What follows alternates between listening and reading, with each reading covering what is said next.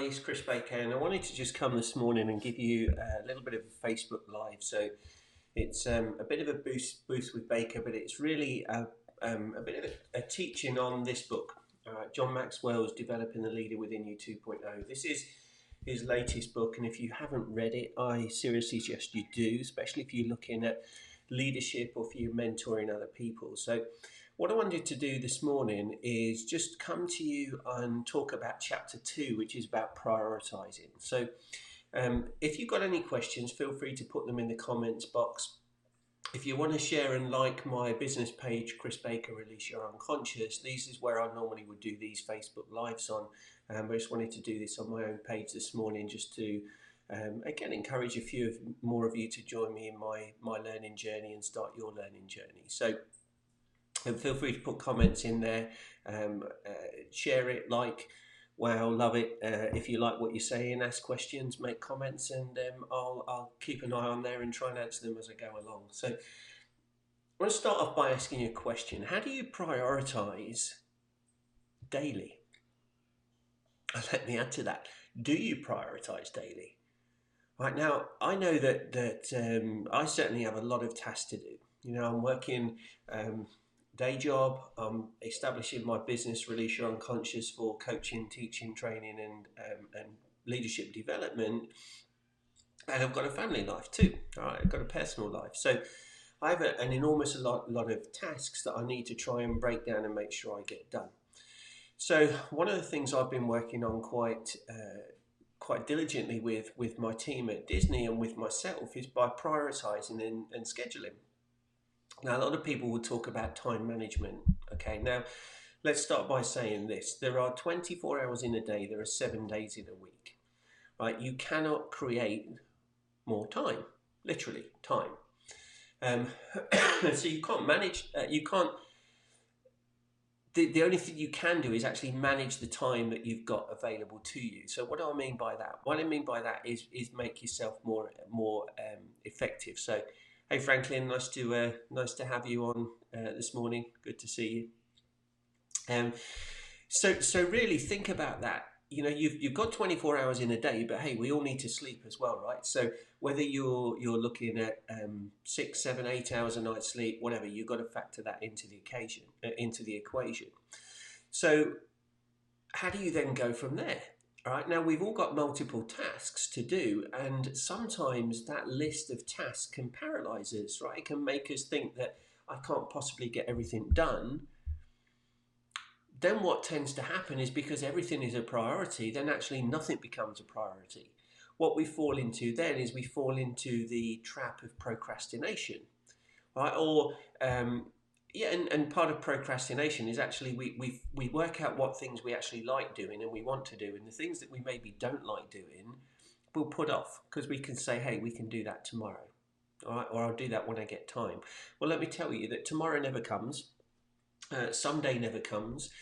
If you're not intentional about scheduling tasks, they won't get done. End of story. That's procrastination. I know, I've done it. I've been guilty of it. So how do you overcome that? Well, a lot of people think that they need to become skilled in the art of multitasking. Well, I'm going to burst your bubble here as well, because there is no such thing as multitasking. Now, you may be saying to yourself, well, hang on a minute, you just said we've got multiple tasks to do and we need to get those done. Correct, you do, but you can only do one thing at a time. You can only do one thing at a time effectively. Let me just explain that. So how do you do that? Well, one of the ways you do that is by prioritizing and scheduling. So what I will work on there is saying what we need to actually master is the art of single tasking, not the art of multitasking. If you multitask, you're making everything a priority, and then nothing's a priority, you won't get things done. If you single task, it means that you're allotting a section of time to work on that task. So here's the key. What I do myself, and my team at Disney have become proficient in this now as well. And I use it in my coaching in my program, Your Third Quarter, which is all about how you can start a new life after 40 and live a life of freedom and ultimately happiness. And I'm actually in the process of writing a book at the moment, which is um, based on my sort of history and my readings of Put Your Dream to the Test, as well as Think and Grow Rich. And it's called 10 Steps to Freedom. So watch out for that coming in, hopefully in the next few weeks. Excuse me. And one of the things I talk on in there is a scheduling template. So it can look pretty scary when you first go because literally it's full. All right, the hours from when you wake up in the morning to when you go to bed is full. However, there are sections within that are what John Maxwell would call margin or white space, and I call me time. Now that's time that you factor to do your reading, your learning, your studying, maybe your exercise, um, just your reflection, your meditation, whatever it is that you do that takes you away from all of the rigors and the tasks around you. So here's how it works. I'll just give you a brief explanation and then say if you want to join my course and programs, then you'll find out obviously more about it. But list out all of the tasks that you do, all right, professional and personal. So list these all out and then put next to them an estimate of how much time you need to spend on those tasks. Right? And then you want to put, is this a daily task, a weekly task, a monthly task, every other day, whatever it is. Okay, so list the tasks out, list how much time, and then frequency is the word I'm looking for. Then you've got your calendar. All right, so what time do you get up in the morning? So you start the calendar at the time you get up in the morning, and it ends at the time you go to bed. All right, the rest of the time is sleep. You need sleep, so that's factoring sleep in. And then you literally start to put the blocks in place. So if you are working full time, and let's say your hours are 9 to 5, just for argument's sake, bear with me, but you leave the house at say 8 o'clock in the morning. So you've got 8 o'clock till 9 o'clock would be your travel time. 9 o'clock till 5 o'clock is your work time. Then 5 o'clock till 6 o'clock maybe is your travel time. So how many hours have you got before 8 o'clock in the morning? So what time do you get up? So if you get up at 6 a.m., you've got 2 hours. Okay, what sort of things do you need to do in there? So you're probably going to obviously need to get showered, shaved if you're a gent, get dressed, have breakfast, maybe take the dogs out. So factor that time in. Does it leave you some spare time? Probably. And then at night time, what do you do then? So you have dinner. You maybe, if you've got kids, then maybe you'll do the homework with the kids, or you play with the kids for a little bit.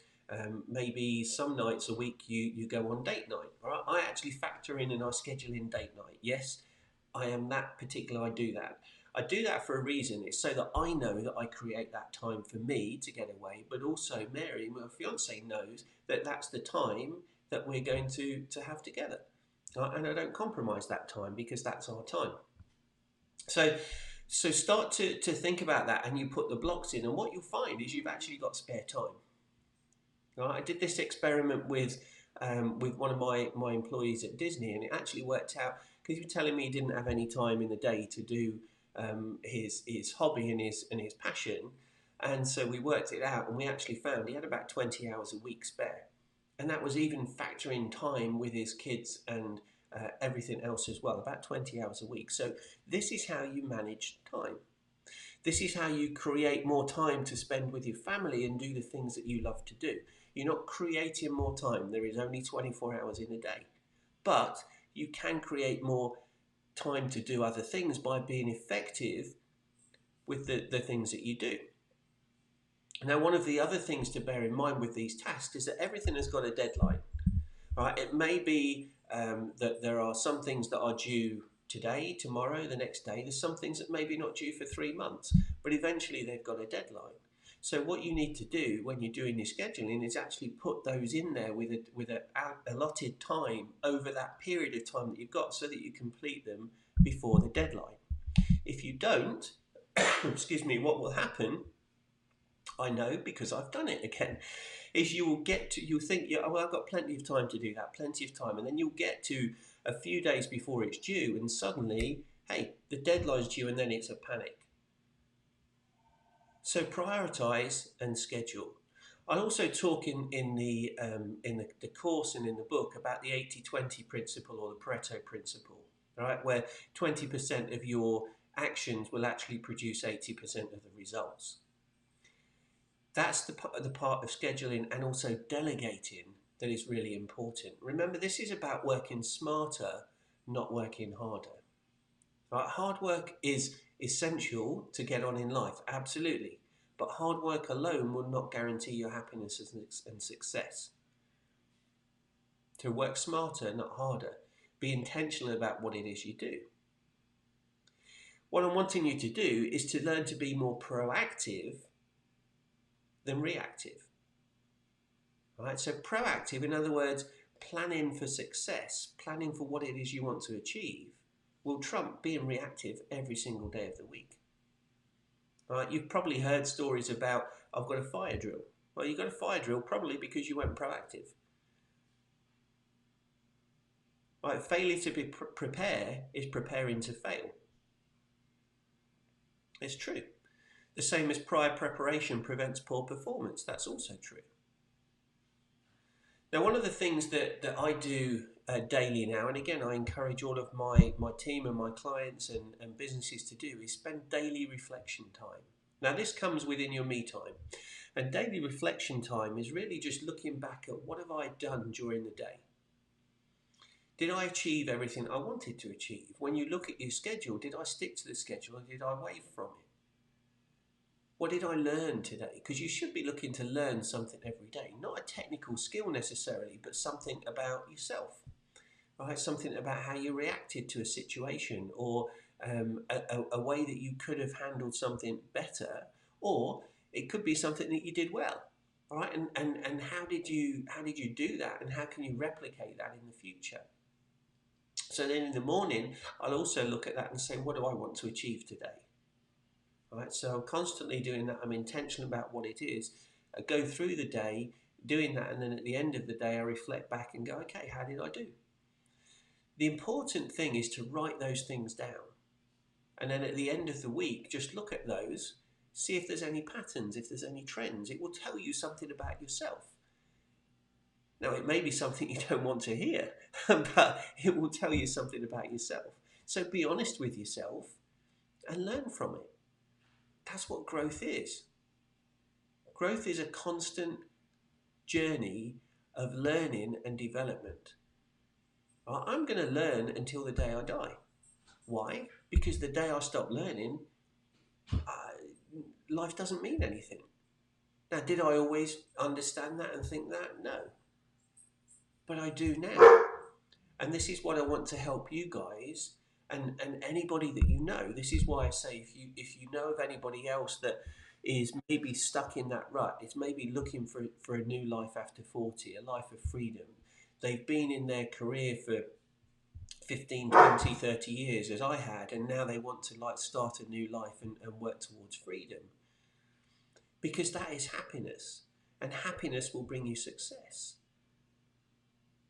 That's why I wrote the program Your Third Quarter. So, if you're interested in doing that, then send me a message and I can send you the link to it, or look up for a link. I think there's a link on my page, Release Your Unconscious, and you can sign up for a free webinar, which will tell you about it. I do that every Thursday at 8 o'clock Eastern Time. And then the course itself is a 5-module online course that you can complete in your own time. There's probably about 15 to 20 hours worth of content in there. And it's really valuable. I'm also going to open up a special offer, which I'm going to announce on the webinar on Thursday, but I'm going to give you prior notification of it. For anybody who signs up for Your Third Quarter course before the end of August, during August, I'm going to do a live call every week where we'll actually go into more detail, and I'll do question and answers on the modules as you go through. So week 1 will be module 1, week 2, module 2, etc. Now that's something I'm not going to charge any extra for. Right, that value there is tremendous, and it's an indication of the next stage, which is my 6-month intensive program with a ticket to my 2-day event. So look out for that. I hope you can join me. I hope you found this valuable. If you're watching the replay again, put comments in there. I'll be coming back and letting you know the answers to your comments, or um, my thoughts on your comments, because it may not be a question. If it's a question, then great, I'll do that. But please, again, I ask you to tag somebody that you think may be interested in my programs. Hop on over to Chris Baker Release Your Unconscious, my business page, and like and follow that so you can keep up to date with other things that I'm offering. And I look forward to you hopefully joining me on my growth journey, and enabling me to add value to you on your growth journey. So thanks very much, guys. Speak to you soon.